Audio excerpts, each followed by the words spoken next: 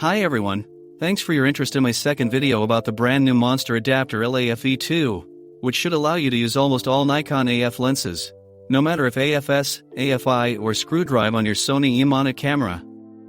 At least in theory, as my first video already showed. With some lenses, such as my beloved Nikkor AF-2.8 to 70mm, the autofocus did not work at all, even though the manufacturer says it is supported. For this first update video, I got myself a second LA-FE2 adapter. I used it to repeat some autofocus tests, but also tested two new lenses. The new lenses tested are the Nikon AF-S Nikkor 28 to 300mm 3.5 to 5.6 GED VR lens, and the Nikon ED-AF Nikkor 2.880 to 200mm D. Both lenses should be supported by the current firmware 2 and also already by firmware 1. Firmware 2 runs on my Monster adapters. But now to the tests. One more request. I would be grateful if you would like the video and subscribe to my channel. Thank you very much. Here you can see the result of the Nikkor 2.8 to 70mm on the second LA-FE2 adapter. Unfortunately, the subject cannot be focused even with the second adapter. I was able to focus manually and the aperture control works perfectly. In the upper right corner, a message appears in German that the camera cannot focus.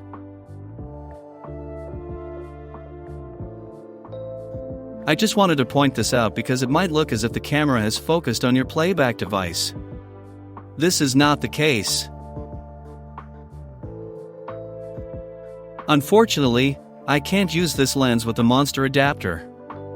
There is also a D version of this lens, but it is not listed on the website. A query to Monster Adapter revealed that other users also had problems with this lens, but that it could be solved with a firmware update. I am curious. Now you can see the results of the Nikkor 2.880 to 200mm, first version, push and pull zoom. This lens is not officially supported and its autofocus performance was unusable in the first test. Now I use the second Monster adapter. Here the lens managed to focus once, but only once, so it was probably more of a coincidence. Otherwise, the autofocus is also unusable with the second adapter. To be fair, this lens is not listed as a supported zoom on the website.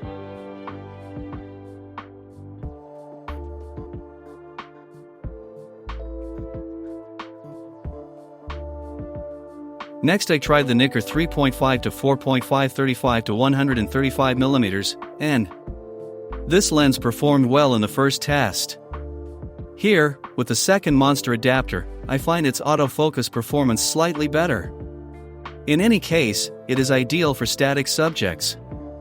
I have not yet photographed moving subjects with this lens, but as long as it is not sports photography, I would give it a try. At least the Monster adapter shows that autofocus is theoretically possible with screw drive lenses. That gives hope for the future. Incidentally, although not shown here in the video, this autofocus performance also applies to the Nikkor 3.5 to 3.5 35 to 70mm. But now to the two newly reviewed lenses.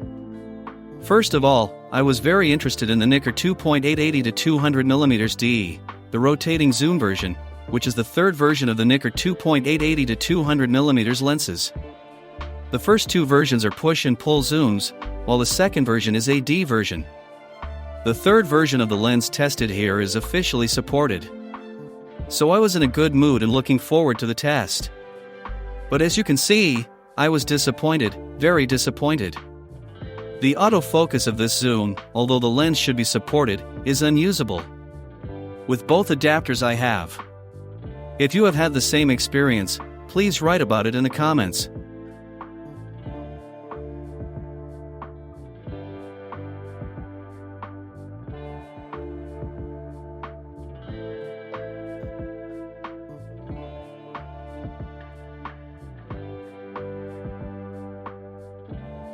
Finally, I would like to share my experience with the Nikkor AF-S 28 to 300mm VR. Because of the motor built into the lens, the adapter should have no problems with autofocus.